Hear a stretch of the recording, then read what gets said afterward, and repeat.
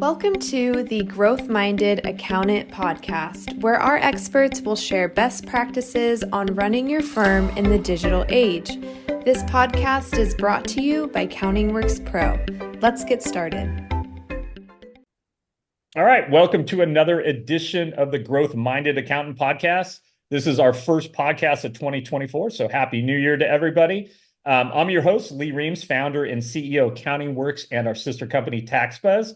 And today we have a very special guest joining us, someone with a wealth of experience in helping professional businesses scale and thrive. He is the author. I love talking to authors too. They have a lot to talk about, of A Firm Worth Building, which offers invaluable lessons for business owners in the professional services industry. Please welcome Rick Watson. If you could say hello, and I'll give a little bio about you. Yeah, thanks, Lee. I'm super excited to be here. I think it's a great fit. All right, perfect. So Rick is not just an accomplished author, but he also has built his own RIA firm, starting from $20 in savings to managing $500 million. I'm sure that the number is more now. But as a CEO, he's also the CEO of the National Referral Network and several other businesses. Rick has become a student of running service businesses like our CPA firms, enrolled agents, bookkeepers. So there's a lot of ideas here I think that you're going to be able to take away. So his book, A Firm Worth Building, covers around 30 essential lessons every professional service business owner should know, from branding considerations to increasing referrals, obviously a big thing for CPAs. And he's also going to talk about professional networks and how they should work, right? So today we're diving in some of those key concepts and exploring Rick's insights on company culture, which I think is something a lot of firms forget about. They just start out and they don't think culture first. Why are we here? Why are we doing this? How do we do this? How do we communicate? He talks about trust compression and the challenges and nuances of growth for professional advice firms. So we're going to start out with company culture and business growth. So I just want to start out with a definition of what does company culture mean in the context of a professional service firm like a CPA or an enrolled agent. Yeah, so to me, company culture is the expectations that we have about each other. So how does this firm talk to each other? How does this firm honor its promises, right? It's who are you?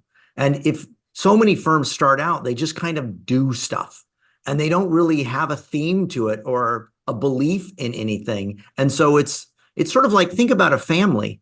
Who is our family? You need to be able to sit your kid down and say, that's not what we do. And you know when you have company culture, when your employees start enforcing it on each other. Just like if I guess one of your kids talks to another one of your kids. Right. But I mean, a perfect example there, and I'll just talk from a CPA firm. When you start out, maybe you've worked in another firm, you roll out on your own, and the first thing you're doing is you're not caring about what is my culture, what am I standing, am I a niche player, how do I want to communicate, how do I want to portray myself, because you're not necessarily a marketing branding person. And what happens is you're just hungry for clients, and you just kind of build together this mismatch of clients from all different industries. And all of a sudden you end up with kind of a commodity type generalist is what I call it. But I think it's important that accounting firms start with the culture side and really sit down and say, okay, what do I want to be known for?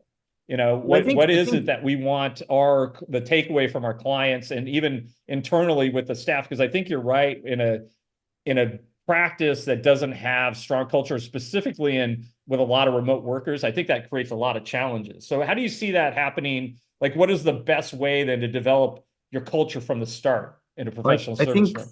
Yeah, I think first is that a culture is going to exist. You need to accept that, right? So it's either you're going to define it or it's going to be accidentally defined. And what will happen is the most influential person in the room will drive that. So if you abdicate that role of running the business and defining the culture, then it's going to be one of your employees. It may be your best employee and it may be your worst employee. And that's the problem, right? So culture is more than just about branding. It's how fast do we return phone calls? Do we yell at each other in the office? Do we make promises that we don't keep? It's who we are at the end of the day. And a firm needs to define that, because otherwise it'll be whoever is the strongest voice in the room. And I would go back to a family. It's the same way, right? If the parents abdicate their role, then one of the kids, the strongest of the kids, will define the culture of that family, which could be good or could be really, really bad. Yeah, it's interesting on the application, what we see on our TaxBuzz marketplace when it comes to reviews. The one-star reviews, guess what they are? My accountant, my CPA is not responsive. They don't return calls. I was just looking through the last 24 hours of reviews, and luckily most of our clients are getting 5-star reviews, but we do have listings that aren't necessarily our clients, and it's repetitive.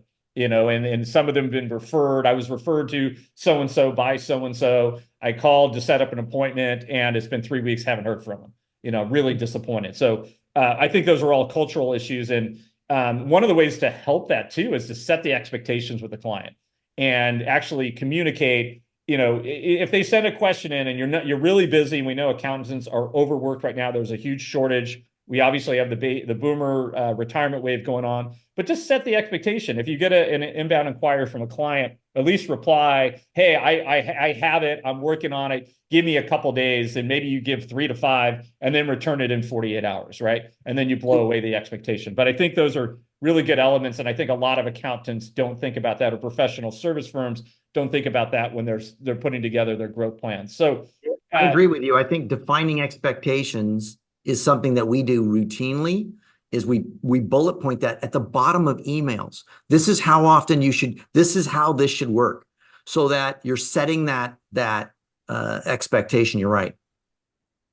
All right, so let's go into professional services are all built about trust, and whether that be trust in when you're getting hired. So what did they hear about you before they decided to use you, right? So were they referred? Did they go to your website?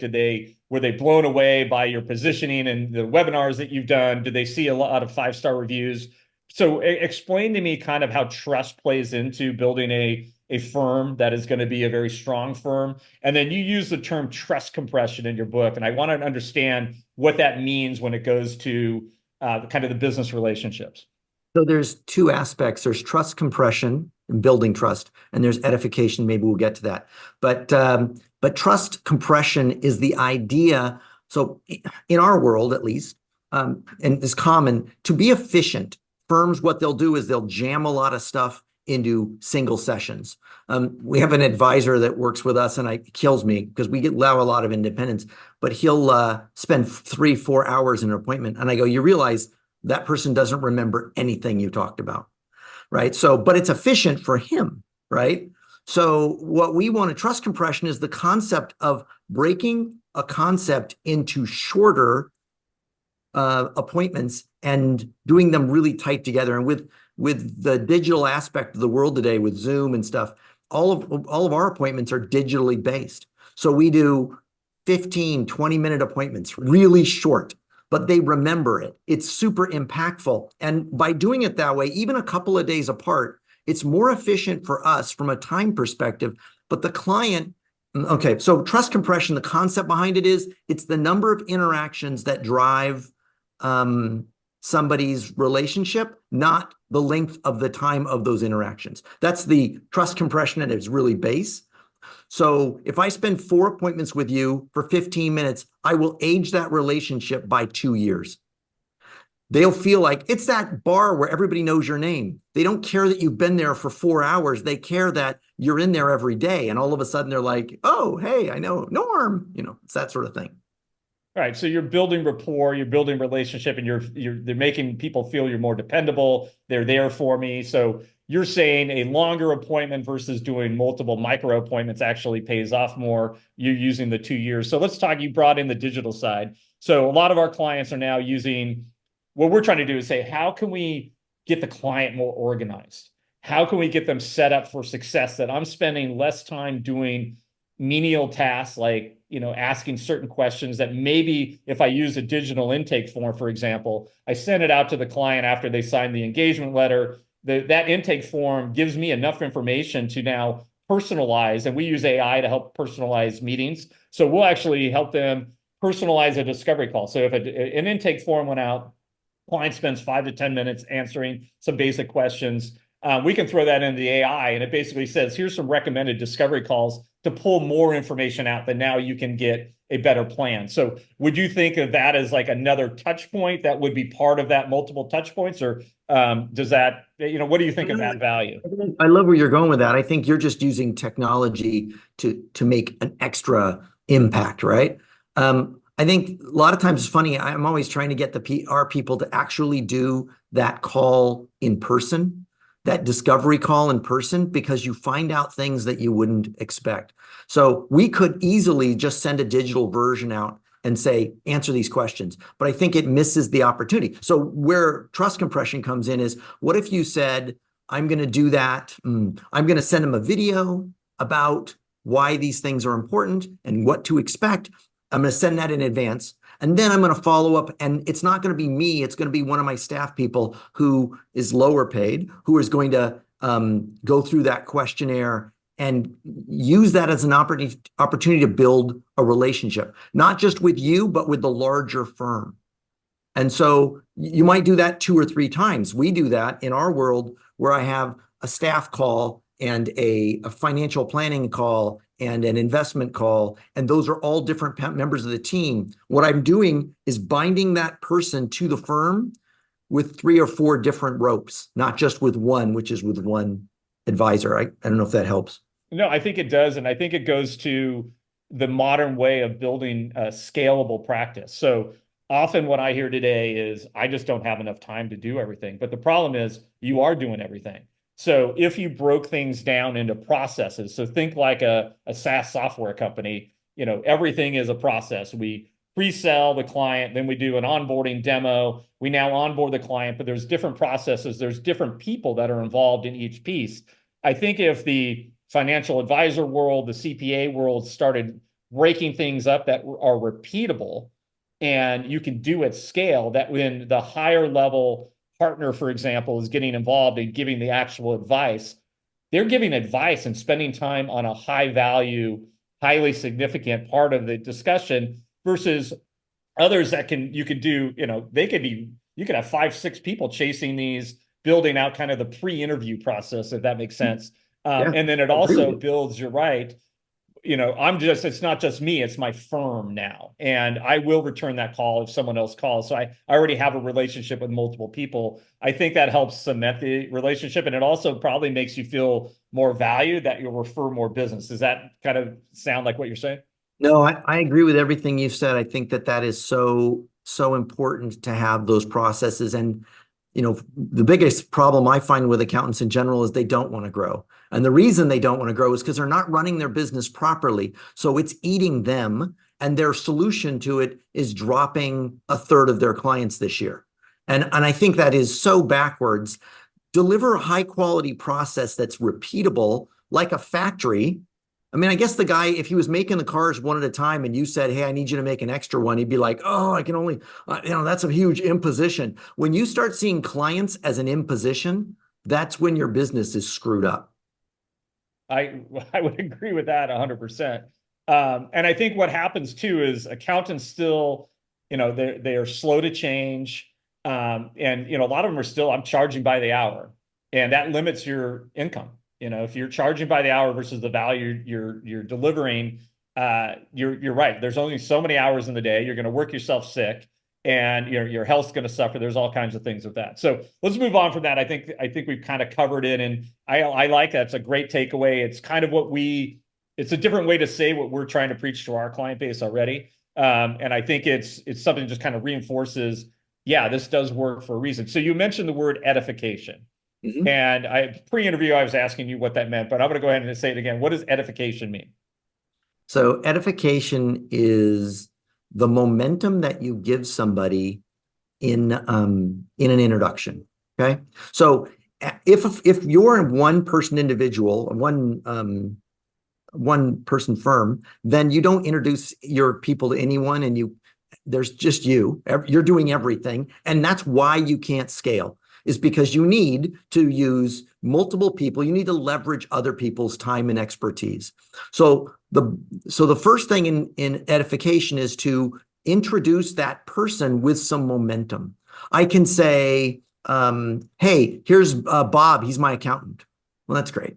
You've just commoditized Bob. Now Bob's, Bob's the like the guy's other thinking about, 700, that, right? yeah, I need to hire an accountant. He's thinking, well, I know this guy Bob, but I don't really know him. He's just an accountant. But if I'd said, Bob and I have been fishing together for 20 years, and he's a guy I trust like you would not. He's what I love about him, he's always there. He always delivers, right? Well, now Bob's unique out of all those other accountants. So that happens internally and it happens externally. So internally would be how you introduce a staff person. It's funny, you were saying 90% of my interactions are not with clients, meaning that 90% of 90% of the interactions that we have as a firm are not with the top person in the firm, right? So it's because we're leveraging everybody else around us. It's what allows us to scale. That happens because we edify the people underneath us. So, hey, Shannon, our staff person here is going to take care of you. And I just love Shannon. She is the heart of our company, right? Oh, right. You've just given that person something to work from. But it also works externally. So you're going to introduce an accountant or an attorney or a financial advisor. You can say, here's my financial advisor. Well, that's great. Maybe we could tell a little story that gives him a little bit more runway, right? And if you do that right, everything gets easier, not harder. But I think professionals don't want to edify because they feel like it decreases their own strength in the relationship. And I think that's the wrong way to approach it. Well, in the modern world where we have a shortage of advisors, period, which is against everything. Everyone said AI and technology will kill these professions. And the reality is our profession is busier than ever. And there's not enough to replace the people that are retiring. But I think that if more pros built these networks, because no one can be, again, if you're a generalist, I don't think you're going to make as much money as if you're a specialist. So, for sending somebody, and let's say it's a niche player, this is the lawyer I work with for QSBS stock. They are the best expert. They're based in San Francisco. They work with all the Silicon Valley companies. These people know this QSBS stock inside and out. That type of referral and that type of partner is going to be much more valuable to the end client than you trying to pretend that I know everything about QSBS stock when I really don't. And the reason we're bringing in this $800 an hour attorney is because they're going to save you hundreds or maybe millions of dollars in taxes by setting this up. So I love the fact that you just throw that in as part of your process in any referral or even with the employees internally, like give some meaning, give some personalization behind it, because we're all humans and people like to work with people they like, right? Yeah. So if you don't have that human feel, everything feels like robot. And if robots are taking over, then, what's the point? But I think that's a great way to really add to the processes in place. So just say, hey, every staff member, and then I would assume that goes from the junior staff as well. So let's bring that up. How would the junior staff, when they introduce another junior staff member, that they specialize in something, or how do you do that? No, I think it's not just specialization. I think you make a great point. And what we are as problem solvers, what we try to push for our professional relationships is trying to get them out of being an accountant and into being problem solvers. We specialize in accounting, but we are really problem solvers and we'll get that stuff done. We want to be a resource, right? So I think that, when they understand that there's a team, we start that with telling the client that we work in teams and I'm going to introduce somebody. It's how that introduction's done. If I say, and Shannon will call you back, that kind of is not a strong introduction. But if I said, hey, let me get Shannon on the line right now. We're doing a Zoom call. I bring her in behind me and she's like, oh, hi, right? Now there's a lot more. I can do that from one person to the next person to the next person. It is unlimited, okay? Well, how I can break that up. And they're all effectively problem solvers. And I was going to bring up, it differentiates you from, these big corporations that are trying to get in our space. So an Intuit, for example, do bookkeeping live. Who knows who you're working with? We've completely differentiated ourselves from that solution based on using this tool in our processes. So I think it's great. So let's pivot a little bit to some of the challenges for growth for professionals, advice firms is kind of what, we're talking both about the RIA market and obviously the accounting side. But what are some of the common challenges? You had mentioned a lot of accountants don't want to grow. So what are the challenges they're facing when it comes to growth? Yeah, so the largest challenge that I see, and your firm is larger, so it runs like a business, right? I think that's awesome. I think that most accounting firms are smaller, 1, 2, 3 accountants, and they suffer from not prioritizing it to running it as a business. And they got to get their heads out of the way of that. Let it scale. The business is its own thing. It has its own life. Let it live its life. It's not your servant. It's you work for it, just like and so I think that's one of the big things that I want people to do is, and then see it from the client's perspective. I think so often we're like, God, like I have to go do this stuff. I have to go to work today. I'm like, what? You're servants at the end of the day. Let's think about it from the perspective of the people you serve and how they like this. And if you're doing a great job, you're like, no, I'm an awesome accountant. Then what are you doing to scale that idea? Because if what you're doing is so special, then let's grow it to other people. Why would you leave it so that only a few people get to experience that? So in theory, you could break that apart and make that a wider purpose. And I think that's one of the things that we're always trying to push as well.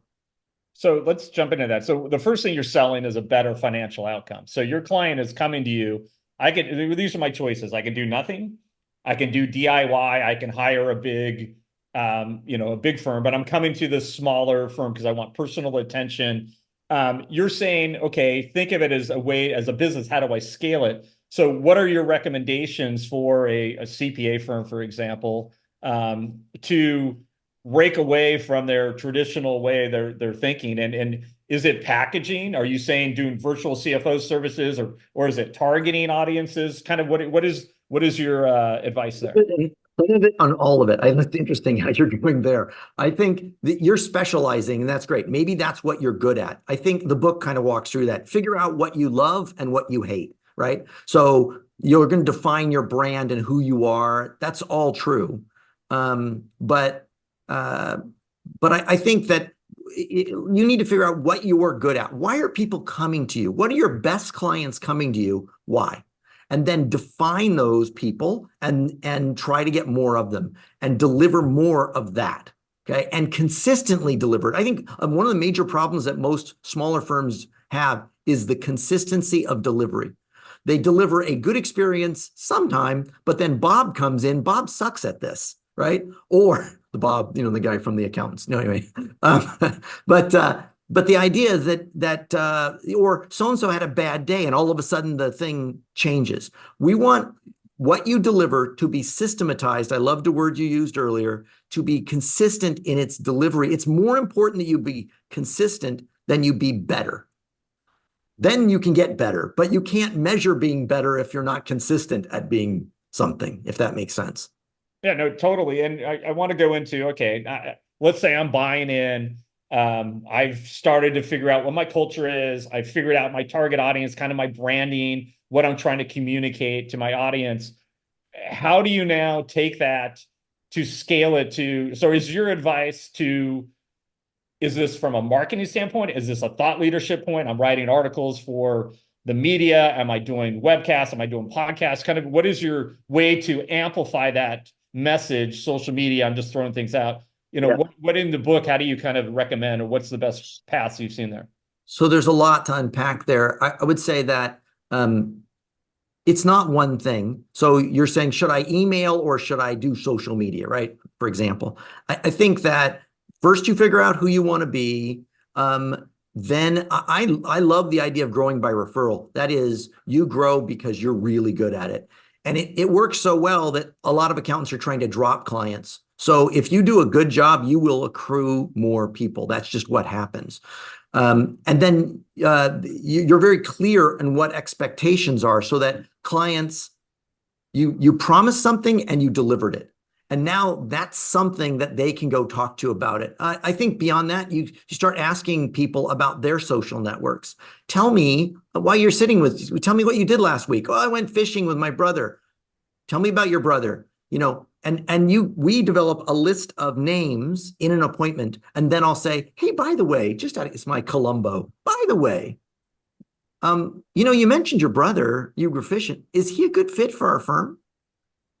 And you let them answer that question. I think that works really well as a way of. I'm a big believer. Then you can start to run and do these advertisements and flyers and all that stuff. But if you can't grow it by referral, then you've got a problem deeper inside, and that's defining thing. And I appreciate you bringing up the book, because honestly, the size question that you asked there, they'd have to read the whole book to get that out of it, because you got to break that up into lots of different pieces.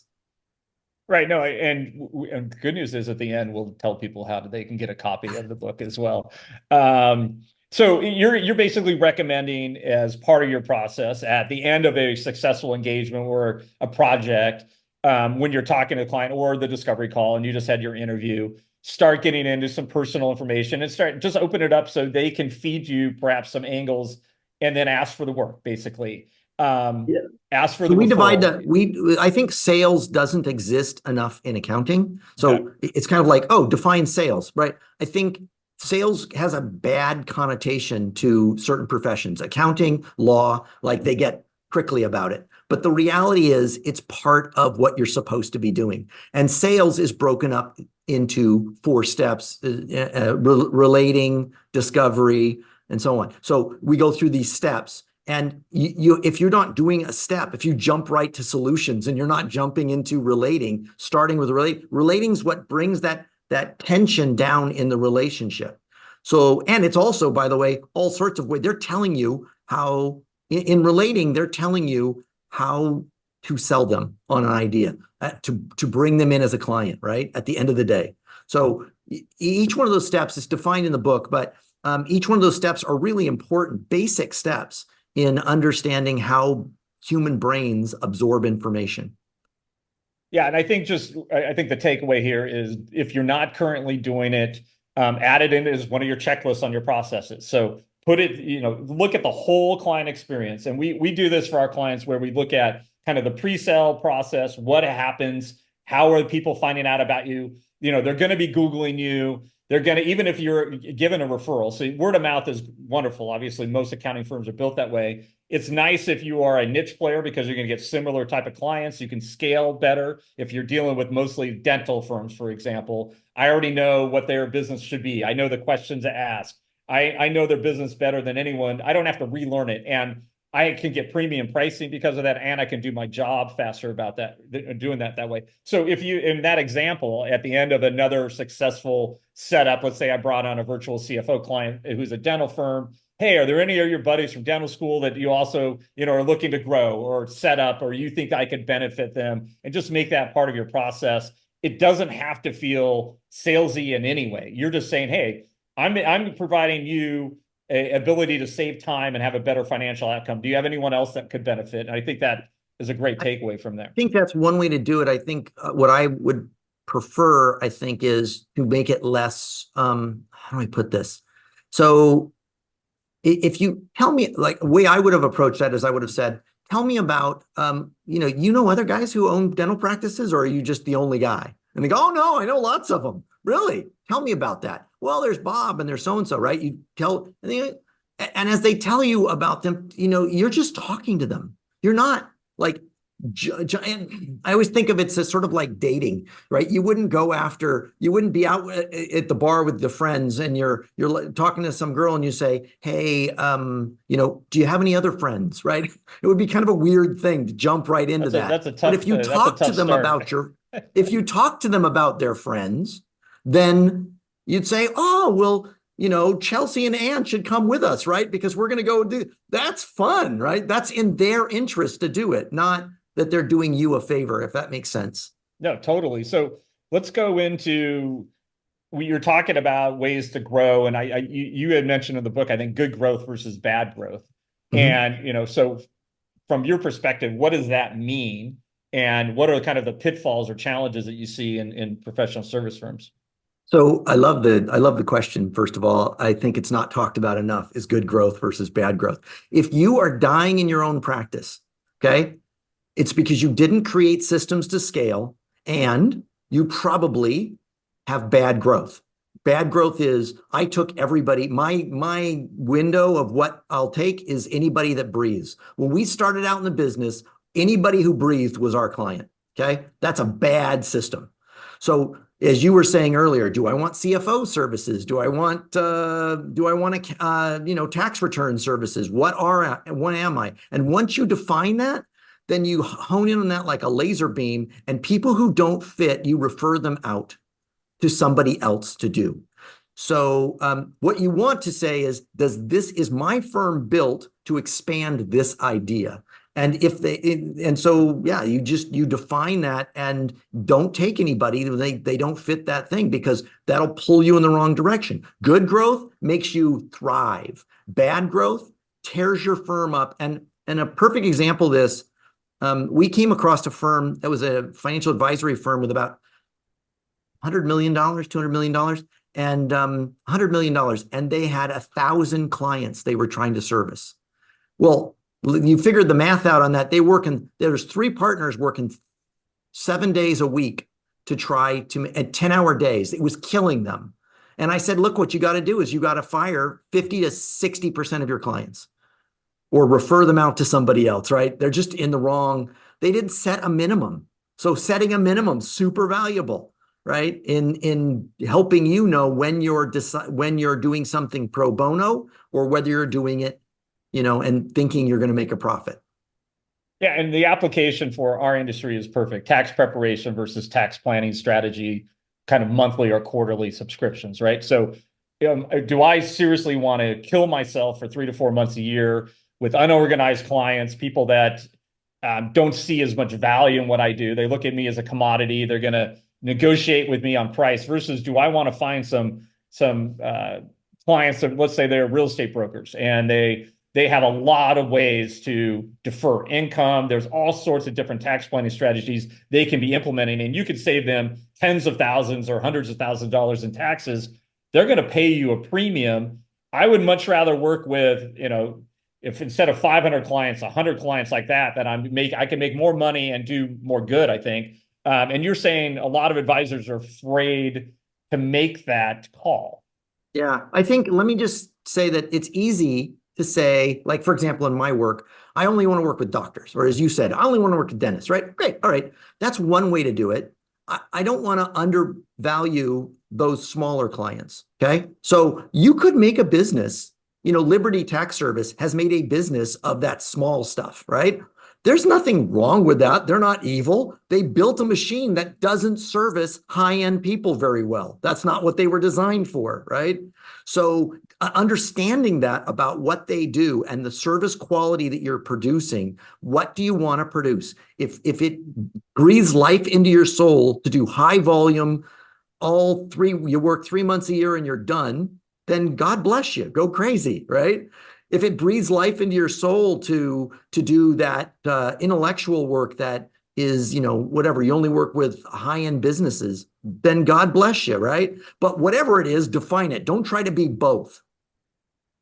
Yeah, I think that's one of these risky things. It's a decision. It's scary. And the traditional way most of our businesses or practices are put together is what we talked about. You become a generalist. You take on any client who breathes.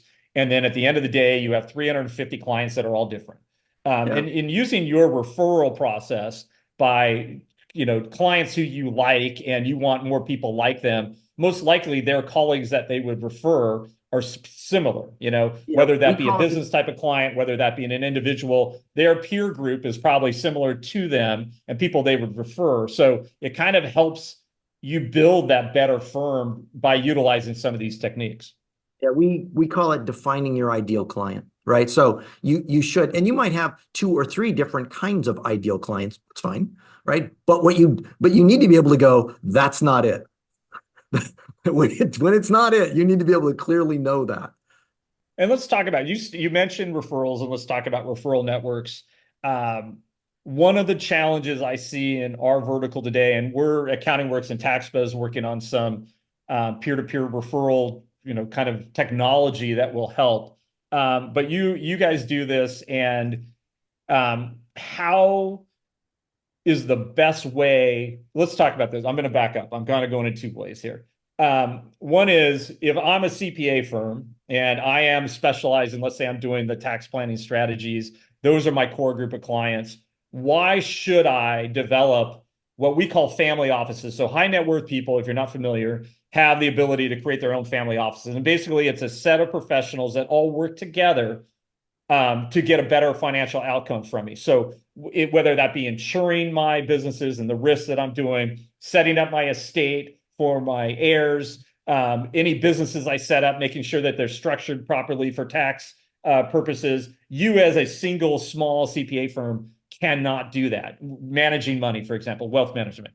So what is the importance of setting up a really strong referral network, A, and B, kind of what are the elements that make those networks work better? And I think part of it is that edification introduction that you had mentioned earlier, but I'm going to kind of lead into, I know you have a national referral network already, but I'm kind of leading into that, but explain a little bit about the importance of that and how that will help you actually grow and even make more money. So if you want to not be just an accountant, you better tell a different story. Okay. So the story needs to be, I'm a problem solver. And if you're a problem solver, you better be able to solve a lot of problems, i.e. the network, right? So having a network strengthens your value proposition because we help people, right? And by the way, the more you can move it away from accounting, the better. I mean, it may be that that's how you do it, but you want it to be something eternal. In any case, okay, so we build a network. Now, one of the problems that happens in these networks, and people have done this forever, right? You find the guy down the street, you find the other person. I find them to be unequal most of the time. One person sends business, the other person never sends business, and eventually it dies.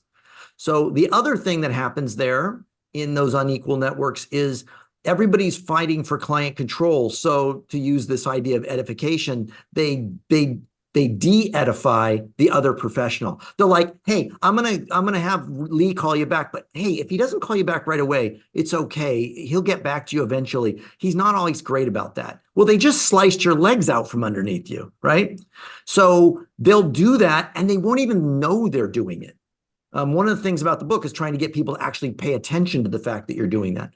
But so the National Referral Network that we built is this concept of a sandbox where everybody's educated to play in the same sandbox, right? Meaning that if you de-edify others, you're going to get kicked out of the sandbox. If you're not producing quality work, you're going to get kicked out of the sandbox.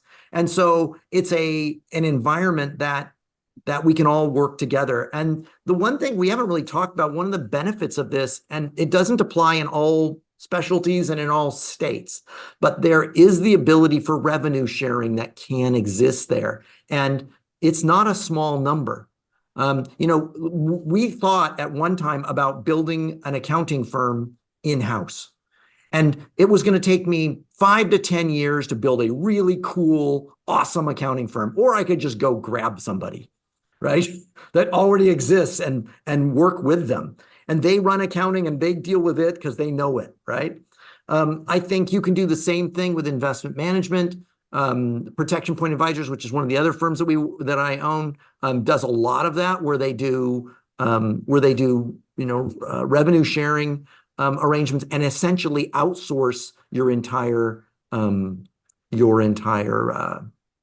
investment management thing, which is monies that you weren't otherwise getting a piece of. So I think that all of those ideas can exist in those networks. I don't know if that answered the question, but no, it doesn't. So a little caveat here for it depends on your designation. So a CPA, if you're auditing, auditing actually has become a specialty. So very few clients really, because of the risk, are doing auditing in the other side. So and as long as you're not involved in that side of the service, you can do these rev shares. It is legal. You just need to disclose it through your disclosures. There's ways to do that. And clients get it. I mean, there's all kinds of people taking cuts of fees. And what you'll find is these networks, if you put it together correctly, they'll be happy as can be to pay a more lucrative fee than you think, because for them to find new clients is obviously very cost prohibitive.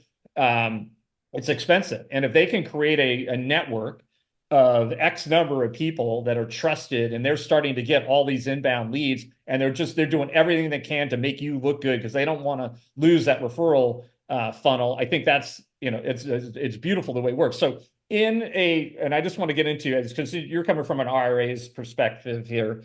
Like how many advisors should be in this circle? So a CPA firm, for example, I'm dealing with they own a business. So my client owns a business. Maybe they own a couple businesses. I'm obviously helping them with the virtual CFO type services there. I then do a high level tax planning strategies for my client. Then what are the other professionals that I should have in my circle? Yeah, so I think we generally use the number 10 as the minimum that we want to build. Now, it doesn't mean that that's where it always gets to, but 10 means I really have two in the major camps, right? So I've got two people. And frankly, what would be great, one of the things we loved about the National Referral Network is what if it goes outside of that? What if all of a sudden I've got somebody, who I need to send in Nebraska and I'm in California, for example? Well, the national aspect of it allows me to scale out even larger. But I think look, you just go through we call it the pillars of wealth, right? You've got accounting, law, and you're going to have more than one lawyer. That one lawyer is not enough for everything, right? You've got at least estate planning. That's one of the big places that we're going to start, but we might need it for something else depending on what that person needs. You need insurance, you need financial planning, you need asset management, right? Those are like the big ones. And you could even bring in banking, depending on if it's a business relationship, that would be valuable as well. And the way you get those people is by talking to your clients. You just say, hey, just out of curiosity, one of the things we do is we give people a questionnaire through our system that they do with every single appointment. And they just go through, hey, I just need to, just so I can make sure I get my ducks in a row here. Who's your accountant? Who's your attorney? Who's your whatever, right? And if they say, I don't have anybody, you don't jump on that. You just go, interesting. That's sort of sad, but maybe we can fix that point. All right, let's keep going, right? And at the end, you're like, all right, I noticed you don't have an accountant or you don't have an attorney. Would you like me to introduce you to one? And there, boom, instant. Now, if I come with a bunch of referrals to a accountant or attorney, they're super interested in talking to you. The problem is to making that a two-way street. And that's why the NRN network exists, is to drive those to be a two-way street. Yeah, no, I think that is awesome. And then just even saving that. So in our product, CountingWorks Pro's product, in the CRM, you would just have other professionals and you would just put their information, and then you could obviously reach out to them later and try, hey, we're working with a shared client, and that's a way to build out your network as well. So with your network, we'll talk a little bit more about the network, and then I want to talk about, I think I know what inspired you to write the book, but I want to ask you that question. How many members do you have in your network now, and kind of how does it work if someone wanted to sign up and look at it? So, NRN, we don't let everybody into the network. I just want to be clear. So we have about 250 people in the network, but some of them are firms, so they're not individuals. They're firms that we plug into. And I will tell you, one of the areas that I'm always trying to drive is accounting, because that's the one I have the hardest time. That's my biggest struggle, is finding growth-minded accountants, which is why I think this podcast is so valuable. Most of them that I talk to are like, yeah, no, I'm trying to get rid of a third of my clients this year. So I love where you're going with this. And so that's what we have. And we do a lot of coaching when we bring somebody on, we're coaching. That's why if you run one business, you start to realize that they're all very similar. So we didn't want to start to coaching other firms. It's just that I would look at their website and I'm going, all right, you're making it hard for me to refer stuff to you because it looks bad or whatever. Your systems are bad. Can we just fix that? And that's kind of how things kind of came to be. But no, I hear it often. And that's obviously why we exist. So we're here to make you look good from your website to your positioning to your branding. We're taking the generalists out of the firms, and we're making it so you're unique and stand out. And that's how you can, create real growth. So part of the thing here is a lot of the industries, professional service, the demographics, they're older, they're risk adverse, they don't like to make changes. I usually say, well, you can kind of step into it very slowly and go for, maybe experiment with some niching or some packaging. And then once you start seeing what works, you can feel a little more comfortable doing it. So people that are nervous about joining a referral network because of that, I want to keep my clients so close. What if that estate planner doesn't call them back? What if they blow it and I lose the client? How do you reassure people? Well, it's part of life, right? But how do you put up some safeguards to hopefully eliminate that from happening? Yeah, so the safeguard everybody wants to put up is I'm in control, which is you de-identify everybody else. That's what's happening most of the time. I think that if you're humble and you're like, look, they're freaking awesome, and if they're not, if for whatever reason they're not, then there's going to be a price to pay for them for not being awesome. And the client really just wants to see that. Oh, all right, well, you didn't pick a bad person. It looked good on the outside from every aspect that they could see. And they paid a price. We're going to kick them out or whatever we're going to do to the system. But there's more value in building the networks than there is risk of that. Most people, if you do some sort of an interview process of making sure that somebody's good to start with, that they get into this network, then the odds of it not working out are very, very, very low. And even if it starts to not work out, we pay attention. One of the things that we do is have the other professional report back to the referring professional, like the referring professional's in charge. So what we're saying is, this person's part of my back office, and they'll report back, even if the person has no idea what they're talking about. So the attorney is calling you back and saying, so I just want to say that this is what, with the client on the phone, this is what we're thinking about doing. We're going to do this kind of a trust, and it should work out like this. And you just go, okay. But now you're in charge. You didn't give up being in charge. Okay. It's a collaboration. So I because think they are going to, they're going to edify you back the other way. If one of the problems happens is when you edify somebody else, they're awesome, and then they don't edify you back the other way, that sucks. Yeah, so that will be the end of that relationship. That's why it needs to be a network, that the expectation, and there's coaching involved so that both sides are bringing each other strength, not weakness. Perfect. So that leads me to the question that I want to close with. What inspired you to write this book? Why do you think there was a need, and what was the pain that you were trying to resolve? It's funny. I wrote when I was like 17 things I want to do in my life, and one of them was to write a book. And I wrote it, and you write down the stuff. But I just never found one that I really meant something to me. As we were doing coaching, and where we were building this firm, and we were coaching other firms, I get a lot of phone calls, people just asking for advice. What about this? Here's my situation.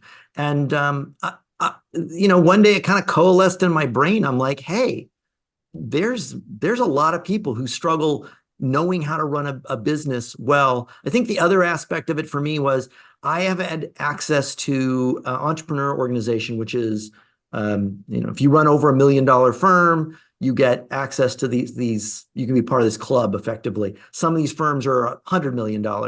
And what they did, you get coaching out of that. And I thought, God, some of this stuff is not earth shattering, but accountants and attorneys and financial advisors don't know it. The basics of sales, it's not like rocket science, but it's not, no one's sort of brought that into that professional services area. And so that's where the book came from is, I got a wild hair, started writing it, and then took me about 6 months to put it together. And we've got another one in the works behind it. So the stories behind where all this stuff came from. That is great. So how would one of our listeners, if they want to read the book, is it on Amazon? Is it a digital audiobook? How would they access it? Yeah, so the digital audiobook is on my list of things to get to. We haven't quite gotten there yet. The Amazon is where it's at, A Firm Worth Building. It's really easy. The other way you can do it is you can go to National Referral Network and click on, when you come into it, it's going to or sorry, NRN America. And when you come into it, it has a little pop-up and it says, here's the book. So, and Yeah, and we'll we put had a this. Yeah, I'm sorry, we'll go put ahead. this information in the description so people can find it through the links. But is there anything that I did not cover today that you wanted to cover that you think would be important takeaways? I will say is sort of you covered everything really well, so I have to give you props for that. I would say the only thing that pops into my head is if you could leave a review for the book, that is super helpful for us, and we just we really appreciate that because so far everything's been 5 stars. People have loved it, and we just want to keep growing it. All right, perfect. Well, I appreciate your time today. I hope this is going to be the beginning of a great 2024. Everyone is telling me, all my friends, this is the year. This is the year. And this, I hope that's for everybody and all my clients. So we're excited about the technology we're doing and the services we're offering. So I'm happy to have guests like you that really amplify kind of similar things, what we're saying. Risk adverse industry, there's reasons these things are working, and some of the biggest growth firms are following this same advice that you shared today. So I appreciate it. And hopefully we'll get a lot of people downloading the book or buying the book. Yeah, thank you. Appreciate it.